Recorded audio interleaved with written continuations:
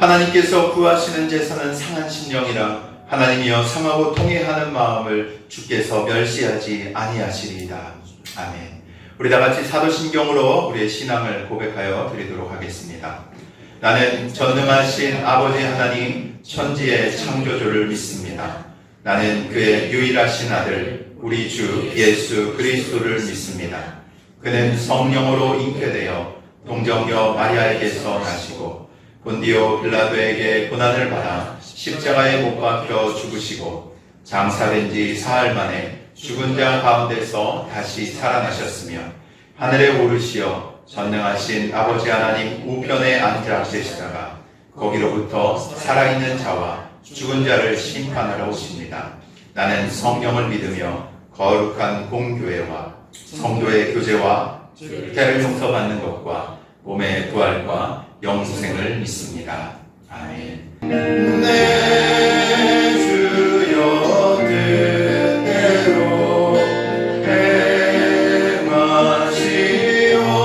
행하시옵소서. 내 모든 일들을 다 주께 맡기고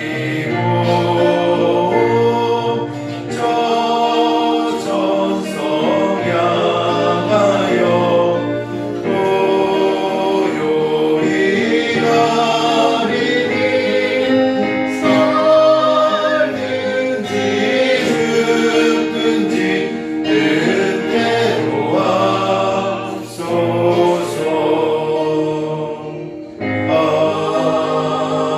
아멘. 사랑과 은혜가 풍성하신 하나님 아버지, 지난 한 주간 세상 사람들과 부딪히며 저희의 삶이 교만했고 연약함을 고백합니다. 오늘 맥주 감사주의를 맞아 주님 앞에 나아갑니다. 한 해의 절반을 지켜주시고 인도해 주신 하나님의 손길에 감사와 찬양을 올려드립니다. 우리의 삶 속에서 때로는 풍성함을, 때로는 부족함을 허락하셨지만 그 모든 순간순간 주님은 늘 함께 계셨고 우리를 지켜주심에 감사드립니다. 아멘. 올해 초 품었던 계획과 기도가 흐트러지지 않도록 다시금 회복되게 하시고 새 힘을 얻게 하여 주옵소서. 아멘. 주님, 민들레 교회를 기억하여 주시옵소서. 하나님의 사랑 안에서 하나 되고 진심으로 예배하며 주님 섬기기를 원합니다.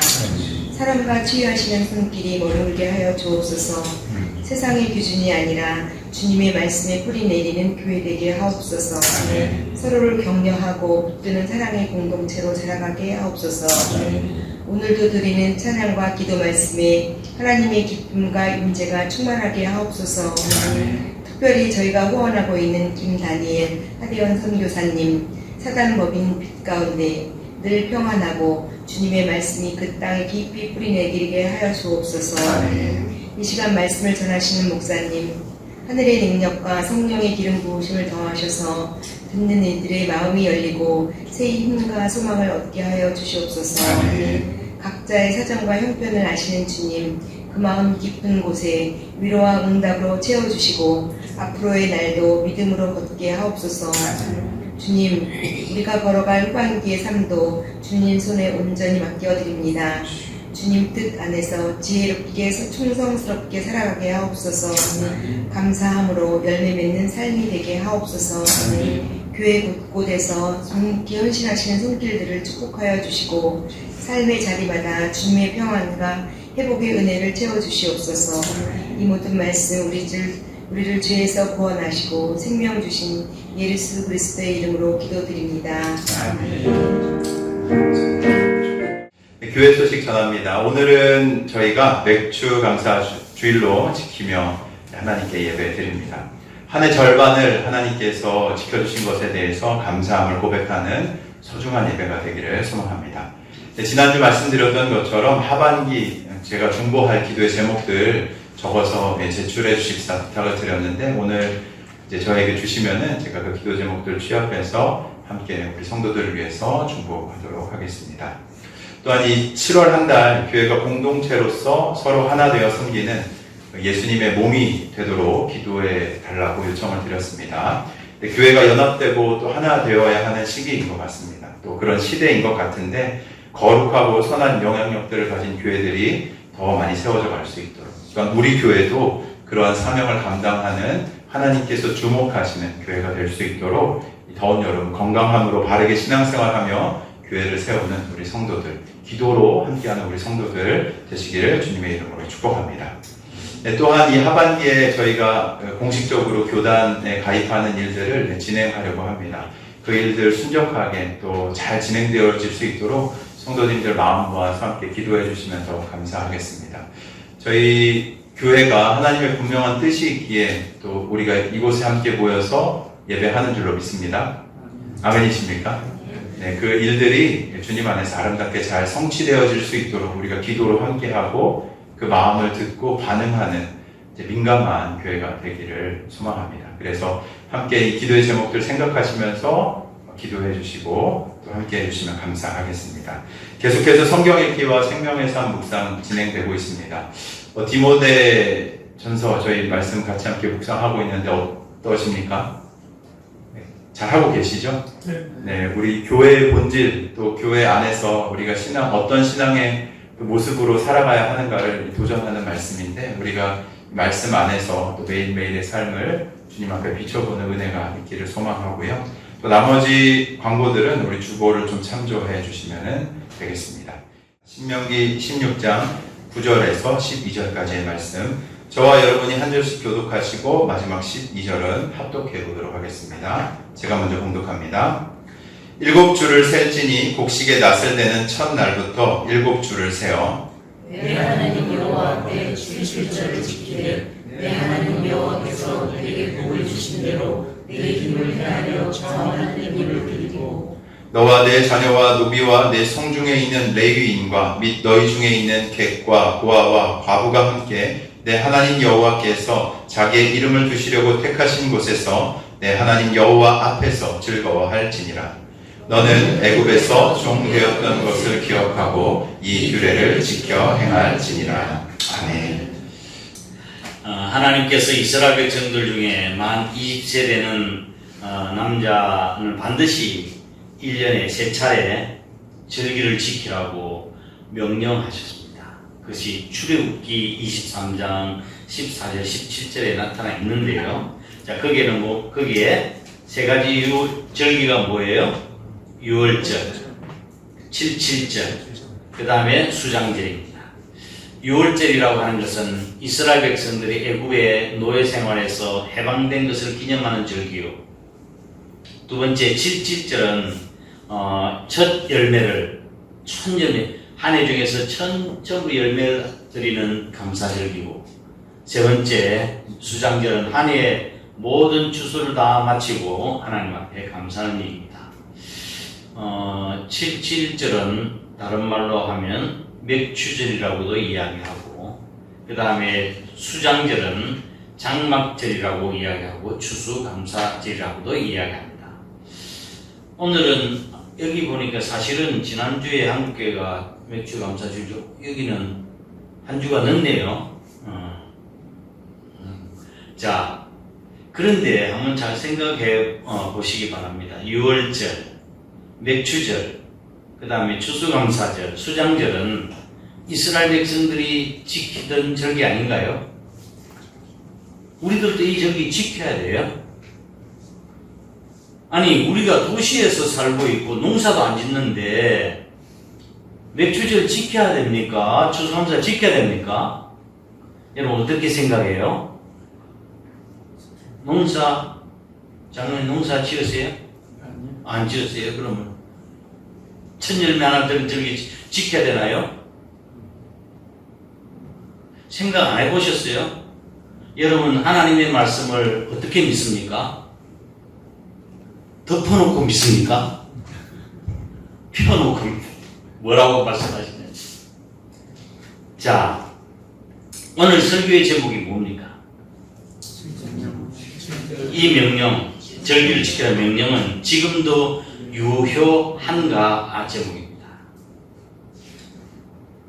이 명령 지금도 유효한 거예요? 네. 예. 유효한. 왜 유효합니까? 하나님 말씀이니까요. 하나님의 말씀은 시대가 바뀌고 또 도시화가 되어서 농사를 안 짓는다 할지라도 안 짓는다고 해서 지키지 않아도 되는 절기가 아닙니다. 반드시 지켜야 하는 절기입니다. 왜 반드시 지켜야 합니까? 왜 반드시 지켜야 돼요? 우리 모르고 그냥 이것도 모르고 지금 우리가 절기를 지키고 있는 거예요. 이건 왜 지켜야 합니까? 결론적으로 말하면 이 세 절기는 모두가 다 예수 그리스도와 연결되어 있기 때문에 그렇습니다. 이 절기는 모두가 다 예수 그리스도와 연결되어 있다. 유월절은 이스라엘 백성들이 애굽에서 노예 생활을 하다가 자유 해방을 얻은 것을 기념하는 절기죠. 이게 예수님하고 무슨 상관이 있습니까? 유월절 어린 양 대신 예수님께서 예수님의 희생과 주님의 보혈피로 우리가 구원함을 받은 절기예요. 그래서 우리가 지킬 수 있는 지키는 거예요. 그리고 유월절 직후 안식구 그 다음 날 백성들은 그의 처음으로 이게 보리와 밀수학의 단을 가지고 성전으로 가서 하나님 앞에 바칩니다. 이걸 일컬어서 초실절이라고 이야기합니다. 처음 초자, 열매 실자, 처음 열매를 하나님 앞에 드리는 절기 초실절이에요. 오늘 본문 9절 말씀을 한번 보실까요? 16장 9절 읽어보겠습니다. 시작. 7주를 셌으니 곡식의 낫을 되는 첫날부터 7주를 세어 내 하나님 여호와 앞에 7절을 지키되 내 하나님 여호와께서 복을 주신 대로 내 힘을 헤아려 자원하는 예물을 드리고. 자, 9절 말씀 보면은 곡식의 낫을 되는 첫날부터 이거 무슨 날이에요? 곡식이 처음 되는 날. 이게 초실절이에요. 초실절 지키고 난 뒤에 첫날부터 몇 주를 세야 된다고요? 7주를 세워서 7절을 지키라 하는 말이에요. 맥주절 지키라.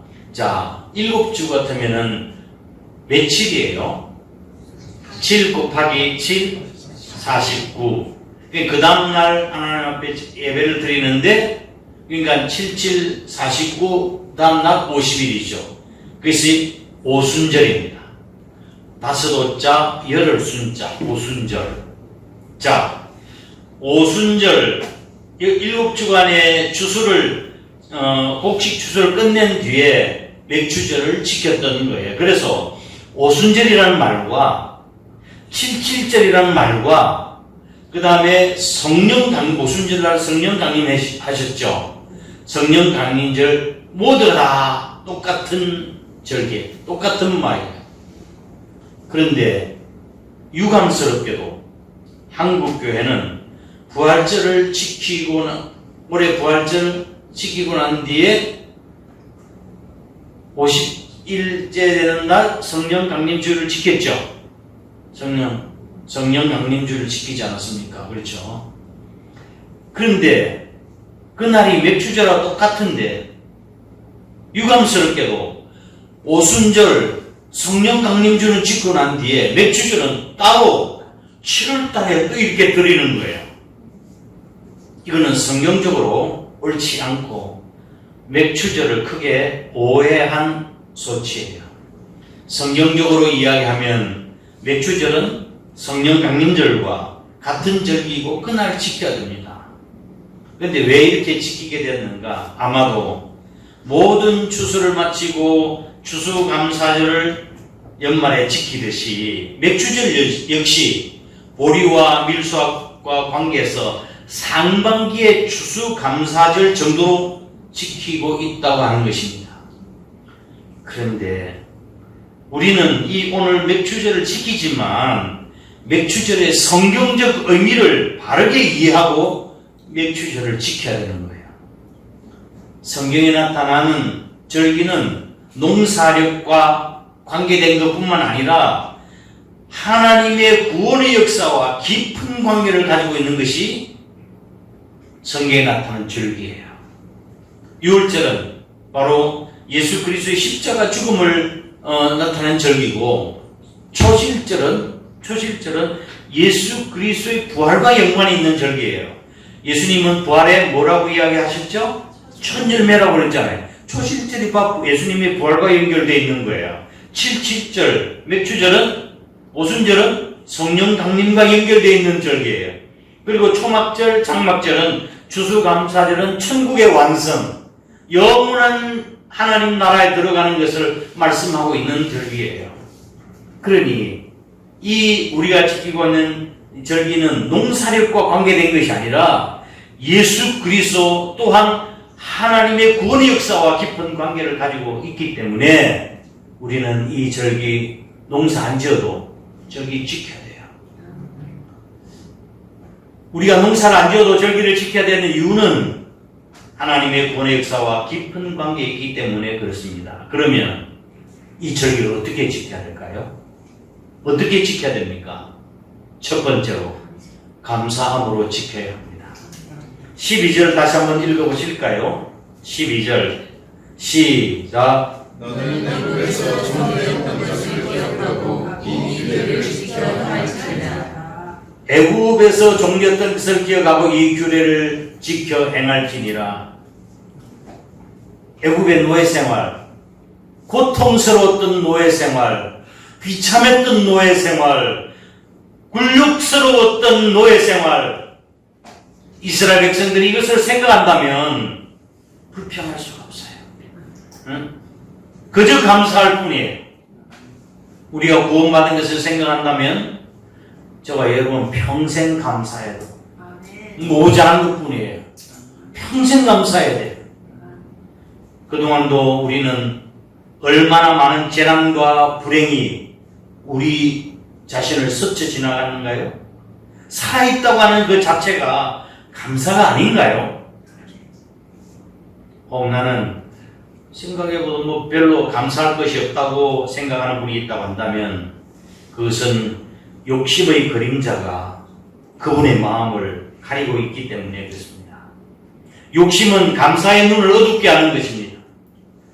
인간은 말로 할 수 없는 은혜를 입고 살면서 감사를 모르고 불평불만하며 살아가고 있습니다. 사실 생각해보면 지금까지 우리의 생활 주변에는 감사할 일이 수없이 많았다는 것을 느끼게 되었습니다. 그래서 신학자 몽테피오르는 think and thank, 생각하라 그리고 감사라고 이야기했습니다. 하루하루를 살아가며 받는 크고 작은 삶의 수확을 기억하고 이를 감사로 표현할 수 있고 일상의 작은 은혜를 되돌아보는 계기가 될 수 있기를 주의 이름으로 축원합니다. 아멘. 감사에는 몇 가지 종류의 감사가 있다는 것을 여러분 아시죠? 감사에는 몇 가지 종류가 있다. 첫 번째, if의 감사가 있어요. if, 만일에라는 뜻이에요. 이건 조건부 감사예요. 하나님 만약에 이렇게 해주신다면 제가 이렇게 하겠습니다 하면 조건부 감사, if. 두 번째는 because, 뭐뭐 때문에. 이거는 반대급부의 감사예요. 하나님이 건강해 주셨으니까 감사합니다. 내가 병들었는데 낫게 해주셨으니 감사합니다. 우리의 자녀들이 잘 돼가지고 또 합격했으니까 취직했으니 감사합니다. 이건 because의 감사예요. 세 번째 감사는 in spite of, 뭐뭐에도 불구하고, 그럼에도 불구하고의 감사입니다. 여기서 성숙한 감사는 그럼에도 불구하고의 감사입니다. 고난 중의 감사, 믿음으로 드리는 감사, 이것이 성숙한 감사인 줄 믿으시길 바랍니다. 독일의 벤자민 슈몰크 목사님이라는 분이 계셨습니다. 마을을 순회하면서 전도하셨습니다. 사모님과 함께 마을 다니면서 순회 전도를 하셨는데 하루는 전도를 하다가 돌아오더니 마을에 저 머리가 연기가 나오고 불길이 치솟는 걸 보았습니다. 그래서 갑자기 불안한 생각이 나서 얼른 뛰어가 봤습니다. 그랬더니 집은 화재로 인해서 전소되었고 두 아들도 함께 불에 타서 죽었습니다. 여러분 같았으면 어떠했겠습니까? 슈몰크 목사님 네 분은 하나님께 원망하고 항변할 수도 있었지만 두 아들의 시신을 앞에 두고 눈물로 몸부림치면서 부르짖었던 기도가 찬송시가 되었습니다. 내 주여 뜻대로 행하시옵소서. 온몸과 영혼을 다 주께 드리니 이 세상 몰락간 주인도 하시고 날 주관하셔서 뜻대로 하소서. 내 주여 뜻대로 행하시옵소서. 내 모든 일들을 다 주께 맡기고 저 천성 향하여 고요히 가리니 살든지 죽든지 뜻대로 하소서. 찬송을 가사를 생각하면서 한번 불러보도록 하겠습니다.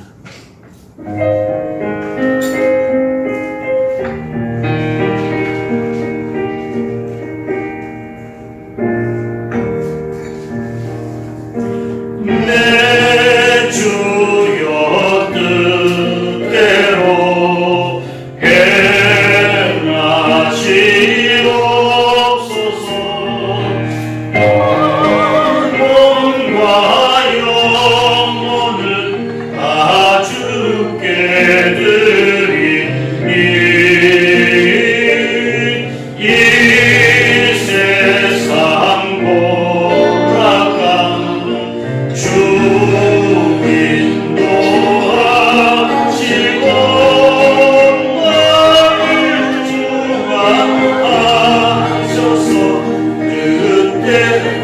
나를 주관하셔서 뜻대로 하소서. 3절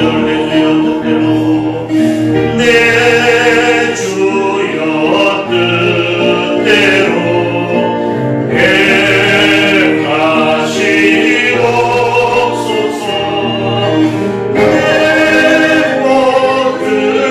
내 모든 일들을 다 주께 맡기고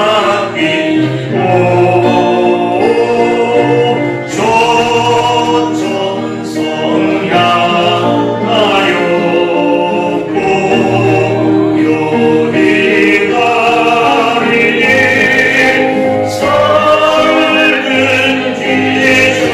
죽든지 뜻대로 하소서.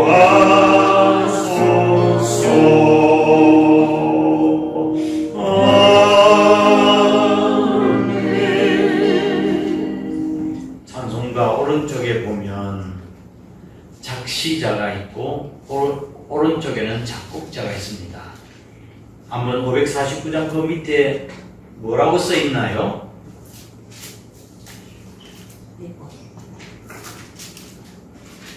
B. 벤자민 슈몰크 1704년 보이시나요? 네. 예, 벤자민 슈몰크 목사님이 두 아들을 잃고 잿더미 속에서 이들 두 아들을 붙들고 통곡하며 몸부림치며 부르짖던 이 시가 바로 549장 찬송이에요. 환난 중에 드리는 감사, 절망 중에 조건을 찾아 드리는 감사, 없는 중에도 드리는 감사, 하나님의 섭리를 믿고 믿음으로 드리는 감사, 이 감사가 성숙한 감사예요. 우리가 농사를 안 지어도 절기를 지켜야 합니까? Yes. 그럼 어떻게 지켜야 합니까? 두 번째, 사랑으로 지켜야 합니다. 첫 번째 감사로 지켜야 되고 두 번째 사랑으로 지켜야 돼요. 맥주절에는 세 가지 사랑이 오롯이 들어있습니다. 맥주절에 세 가지 사랑. 첫 번째, 하나님 사랑입니다. 이스라엘 백성들이 농사를 지어 첫 열매를 하나님께 드리기 전에 절대로 두 번째 열매를 따지 않았습니다. 그리고 농사를 짓고 나서도 첫 단을 하나님께 드리기 전에는 결코 두 번째 단을 거두지 않았습니다. 맥주절의 의미는 무엇입니까? 맥주절의 의미 정신, 오직 한 분이신 여호와 하나님만 섬기하는 신앙적인 축제였습니다. 맥주감사절은 철두철미 하나님 우선주의, 하나님 제일주의, 하나님 사랑주의를 배우는 절기가 이 절기예요. 팔레스타인 땅은 농사 짓기가 쉬운 땅이 아니에요. 척박한 땅입니다. 그리고 또 무기와 건기가 있어서 비가 오지 않을 때는 수개월 동안 비도 오질 않아요. 그래서 성경에서 이른 비와 늦은 비라는 표현이 자주 등장합니다.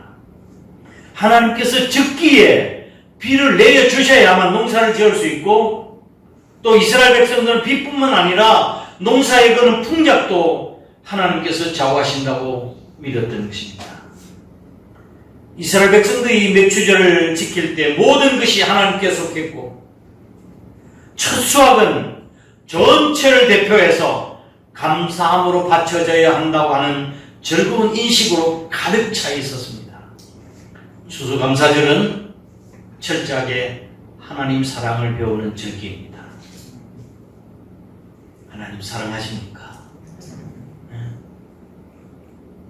지금까지 지는 모든 것이 하나님의 은혜임을 고백하십니까? 두 번째 사랑은 제사장 사랑입니다.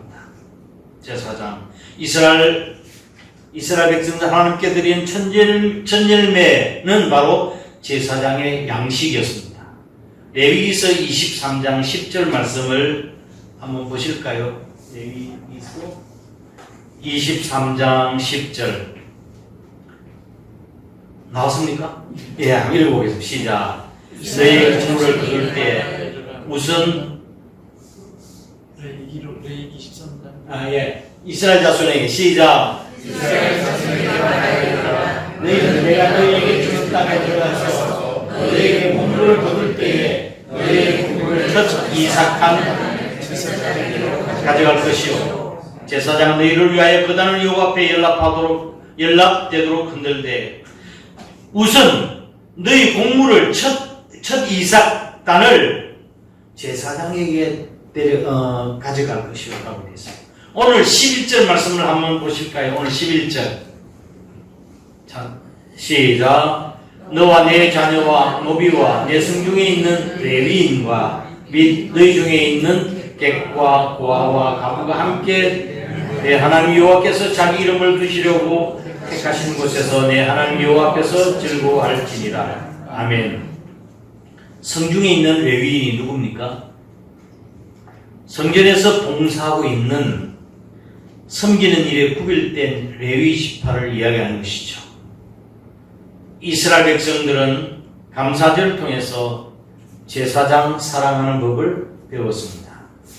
레위인들은 분깃이 없었어요. 농사를 지을 수도 없었어요. 오직 하나님께 헌신된 자들이었기 때문에. 그래서 뭐 먹고 살아요? 백성들의 사랑을 먹고 사는 것입니다. 이스라엘 백성들이 감사를 통해서 제사장을 사랑하는 법을 배웠습니다. 참 감사하죠. 사실 목회자도 온전히 사업을 하는 것도 아니고, 그런데 성도들이 다 사랑해서, 목사는 월급 받고 사는 것이 목사가 아니에요. 성도들의 사랑을 먹고 사는 것이 주의 종이라고요. 제가 지난번에 한번 말씀드린 적이 있는데, 공주에서 목회를 할 때 조평이 아주 산골이었어요. 문 닫는 교회 가서 제가 교회를 섬겼던 적이 있었는데, 아주 신실하신 분이 계셨습니다. 이성대 집사님. 그분은 양봉하는 분이에요. 큰 양봉하는 것이 아니고 조그맣게 집 안에서 소소하게 양봉하는 분이셨습니다. 그리고 꿀을 따면 꼭 한 병을 먼저 가져옵니다. 전도사님, 이거 한번 잡숴보세요. 처음 딴 거예요. 저는 꿀을 받고 가슴이 저릴 만큼 고마움을 느꼈습니다. 그분은 천식 환자고 기관지 질환이 있었던 분인데, 그래서 그 집사님을 위해서 기도할 때마다 더 간절하게 기도가 되는 거예요. 제 목회생의 가운데 제일 기억에 남는 분이에요. 그분은 존경스러운 분이에요. 제가 전도사 때 30대 가서 처음 목회를 했는데, 부족한 저를 그렇게 섬기고 순종했던 분이셨습니다. 맥추절의 절기 정신은 바로 하나님 사랑과 두 번째, 제사장 사랑을 배우는 절기였습니다. 세 번째, 이웃 사랑입니다. 하나님 사랑, 제사장 사랑, 이웃 사랑이에요. 이스라엘 백성들은 맥추절에 곡식을 거둔 다음에 가난한 이웃들을 청해서 추수의 기쁨을 함께 나누었어요. 맥추절을 지키라고 하는 이 명령 가운데 11절 말씀에 보면 가족도, 노비도, 심지어는 거하고 있는 객들도, 방문객들도 말씀이죠. 여호와 앞에서 즐거워할지니라 라는 명령이 들어있습니다. 모든 사람들은 함께 즐거워했고 여호와께서 그들에게 수확을 허락하셨다고 하는 사실과 함께 이 수확은 하나님의 인자하심, 돌봄의 또 다른 표현이라는 사실을 그들은 기억했던 겁니다. 한마디로 맥주감사절은 감사 가운데 사랑을 나누는 절기입니다. 성경에 나타난 이 절기, 이 명령은 지금도 유효한가요? 네. 그렇다면 어떻게 지켜야 하나요? 세 번째, 정성으로 지켜야 합니다. 정성으로. 10절 말씀을 보면 첫 번째, 복을 주신 대로 힘을 다해 억지가 아니라 자원함으로 지켜라고 10절 말씀에 이야기하고 있습니다. 이스라엘 백성들이 광야에서 맥추절 절기를 지킬 수 있었을까요? 없었을까요? 예? 광야에서 지켰을까요? 안 지켰을까요? 아니, 못 지켰지요. 씨를 뿌려야 거두는 것이 있어야 절기를 지켰죠. 아니, 갑자기 성막에 구름 기둥이 떠서 쫙 옮기게 되면 장막을 빨리 짚고 구름 따라, 불길 따라 불과 구름 기둥 인도해 하는 대로 가야 됐을 거 아니에요? 그런데 불과 구름 기둥이 언제 멈춰진지 아세요? 없어진지 아세요? 하나님의 인도 하심이 언제 사라졌어요? 눈에 보이는 가나안 땅에 들어가면서 불과 구름 기둥은 없어졌습니다. 하나님께서 이스라엘 백성을 어디로 인도할 거라고 약속하신 거예요? 가나안 땅으로 인도하실 거라고 약속하지 않으셨어요? 그렇죠? 그러니까 인도하시고 난 뒤에 불과 구름 기둥은 이제 사라진 것이요. 그런데 이제 드디어 정착을 했어요. 자기들 지파대로 다 분배를 받았어요. 기업을. 농사도 짓고 집을 짓고 그랬습니다. 그때는 지켰을까요? 지켰을까요? 지켰죠. 네. 왜? 내 땅도 있고 농사 지었고 있어요. 광야에서는 지킬 수가 없었던 거예요. 그러니 우리가 이 절기를 지킨다고 하는 오늘 말씀 보면은 복 받은 대로 하는 거예요. 복 받은 대로. 아니, 농사를 지어가지고 뭐 하나도 광야에서는 못 지었는데 그럼 못 드린 거죠, 절기를. 그렇죠? 가나안 땅에 들어가면서부터 절기를 지키기 시작한 거야. 하나님께서 내게 복을 주셨다. 복을 주신 만큼만 지키면 되는 거죠. 힘을 다해서 자원함으로. 출애굽기 13장 1절 2절 말씀을 보면 여호와 하나님께서 모세에게 말씀하시기를 너희 자손 중에서 짐승이나 무로나 초태생을 다 거룩하게 구별하여 내게 돌리라. 초태생은 내 것이라고 말씀하셔요. 초태생은 사람뿐만 아니라 짐승이나 모든 첫것은 다 하나님 것이에요.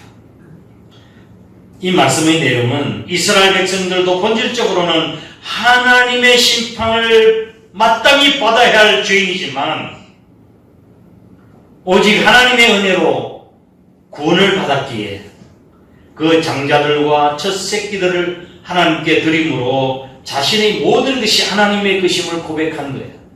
초태생은 다 누구 거예요? 하나님 것입니다. 내가 가진 천열매를 드린다고 하는 것은 단순히 물질을 의미하는 것이 아니에요. 내 시간, 내 감정, 내 재능, 내 관계, 모든 것의 처음은 하나님께 드리는 행위, 그것이 진짜 예배입니다. 그게 진짜 예배예요. 물질만이 드리는 것이 예배가 아니라 이 말씀이죠. 오늘날 우리들의 초태생은 뭐예요? 여러분의 초태생은 뭡니까? 믿음의 사람들이 하나님께 드린 초태생, 모든 초태생은 다음과 같습니다. 한 주간의 초태생은 주입니다. 물질은 첫 수입과 또 11조입니다. 재능의 초태생, 은사, 이것도 하나님의 것입니다. 하나님이 주셨지, 내가 그거 한 거예요. 우리 몸, 우리 자녀, 다 초태생 하나님의 것입니다. 첫 약속, 첫 결심, 이거 다 하나님이 주신 거예요. 하나님의 것이에요. 하나님 앞에서 첫 결심은 중요하게 생각해야 돼요. 첫 결심이 변질된다는 것은 참 믿음이 아닙니다. 여러분, 탈무드 이야기에 이런 이야기가 나옵니다. 어떤 유대인이 이제 갑자기 이제 일보로 나갔다가 장마비를 만나게 되었습니다. 장마비를 만나게 되었어요. 와디라고 하는 것은 마른 곳인데 갑자기 우기가 되면 물이 해서 강물처럼 흐르는 데가 있어요. 그래가지고 장마비를 만나가지고 물이 부른 강을 건너가야 되는데 목적지에 가려고 하니까 그게 외나무 다리가 놓여 있어요. 다리를 건너가야 하는데 건너가려고 하니까 이 다리가 휘청휘청거립니다. 그리고 조심조심 이 가다가 절반쯤 와서 밑을 뚝 보게 됐는데 물살이 엄청나게 급하게 흐르고 외나무 다리 역시 흔들거렸습니다. 등달아서 자신의 다리도 이렇게 덜덜덜 떨렸습니다. 꼭 강에 빠져 죽는 것 같은 느낌이 들었습니다. 이 어려움 속에는 기도가 저절로 나오죠. 하나님 살려달라고. 하나님, 제 목숨만 살려주신다면 저의 전 재산을 바쳐서 일하겠습니다. 아니, 그랬더니 어디서 힘이 생겼는지 다리도 떨리지 않고 무서움도 덜했습니다. 그래서 그 힘을 내가지고 이제 몇 걸음 앞으로 갔는데 이제 그 다리가 이제 조금 몇 걸음만 가면 이제 드디어 건너갈 수 있게 되었습니다. 가만히 생각해 보니까 하나님, 무사히 건너가게만 해주신다면 내 전 재산을 바쳐서 하나님 앞에 헌신하고 일하겠습니다 했는데, 아니, 이거 전 재산 다 바쳤는데 뭐 먹고 살지? 그 생각이 들었습니다. 그래서 다시 기도를 했습니다. 하나님, 죄송합니다만 절반만 바치겠습니다. 몇 발자국 들어갔습니다. 이제는 자신감이 생기기 시작했고 자신이 바칠 것이 아까웠습니다. 또 제목을 바꿨습니다. 하나님, 4분의 1만 바치겠습니다. 그러다가 그만 피에 미끄러져서 강물에 퉁덩 빠져버리고 말았습니다. 그때 그 사람이 하는 말이 뭐였는지 아십니까? 하나님, 농담도 못합니까? 그랬다. 하나님, 농담도 못합니까? 우리에게 주신 첫 생각, 이거 누가 주신 생각이에요? 하나님, 성령님이 주신 생각이에요. 두 번째 생각은 누구 생각일까요? 집에 가서 곰곰이 생각해 봤습니다. 오늘 은혜 받아가 내가 막 이렇게 헌신하기로 했는데 너무 아까워. 그래서 좀 깎아서 절반만 하자. 누구 생각이에요? 내 생각이에요. 내 생각. 야, 너 그 바치면 너 지금 해야 될 일이 얼마나 많은데 그 바치고 너 어떡하려고 그래? 응? 어떤 걸로 해? 세 번째 생각은 누구 생각이에요? 사단이 주는 생각이에요. 사람이 참 간사합니다. 죽을 지경에 이르면 자신의 모든 것을 바치겠다고 합니다. 그러나 조금 나아지는가 싶으면 타협하고 하나님과 흥정을 합니다. 그러나 하나님은 농담을 받으시는 분이 아니십니다. 갈라디아서 6장 7절 말씀을 보면 스스로 속이지 말라. 하나님은 만유리 여김을 받지 아니하시나니 사람이 무엇이든지 심은 대로 거두리라. 만유리라고 하는 것은 질퍽한 만, 소홀히 할 홀, 영어로는 mark, M-O-C-K, 마크인데 조롱하다, 업신여기다 이런 뜻이에요. 하나님은 조롱받으실 분이 아니고 업신여김을 당할 분이 아니에요.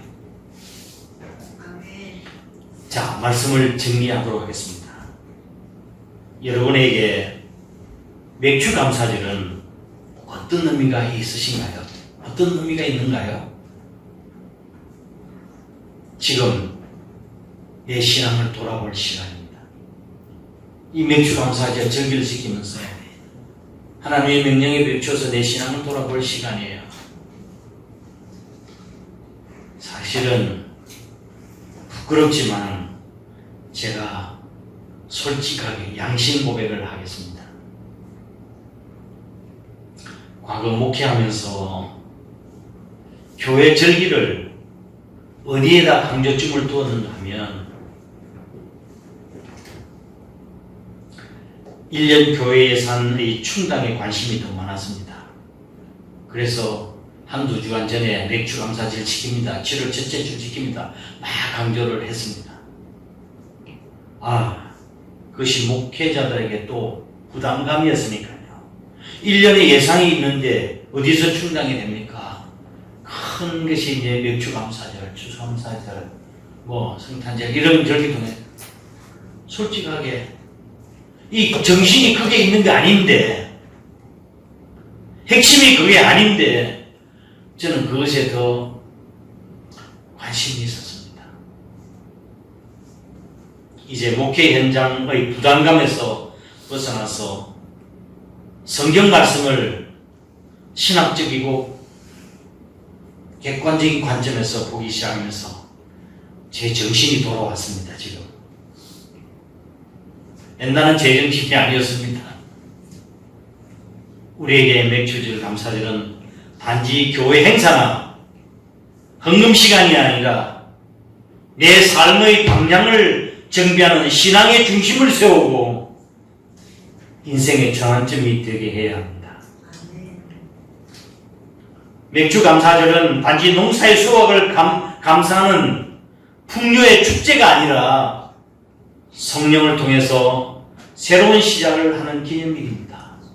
성령 강림절 아닙니까? 새 출발을 의미하는 거 아닙니까? 교회의 새로운 탄생을 의미하는 거 아닙니까? 그래서 이 절기를 통해서 하나님과의 관계 회복과 신앙의 재건신 그리고 공동체 회복이라는 의미를 절대로 놓쳐서는 안 됩니다. 이제는 이스라엘 모든 절기들은 예수 그리스도 안에서 완성된 의미를 갖고 있습니다. 그래서 반드시 절기를 지키는 거예요. 농사를 짓지 않는다 할지라도. 그리고 모든 절기, 다른 모든 절기의 초점이 뭡니까? 감사였습니다. 다 모든 게 하나 구원해 주신 것 감사, 먹고 살게 해준 감사, 지금까지 인도해 주신 감사. 절기에는 핵심은 감사고 그 감사의 또한 축제의 핵심은 기쁨입니다. 감사하고 기뻐하는 거예요. 예수 그리스도 안에서 참된 해방의 기쁨, 죄에서 해방된 기쁨이 있습니다. 예수 그리스도 안에서 추수의 기쁨이 있습니다. 예수 그리스도 안에서 참된 보호와 인도의 기쁨이 있습니다.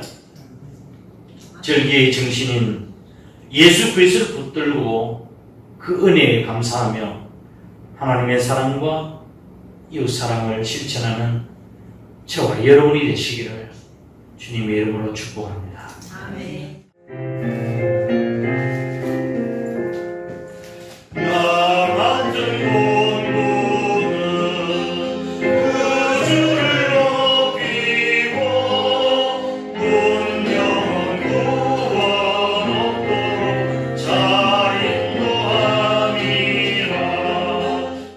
이제는 우리 구주 예수 그리스도의 크신 은혜와 하나님 아버지의 극진하신 사랑하심과 성령님의 위로 교통하심이 맥주절의 정신과 철학과 의미를 새롭게 깨닫고 또한 하나님 사랑과 이웃 사랑을 실천하며 하나님 앞에 영광 돌려드리기로 마음으로 다짐하는 거룩한 주 백성들과 몸된 교회 전체에게 항상 함께 하셨기를 간절히 축원하옵나이다. 아멘.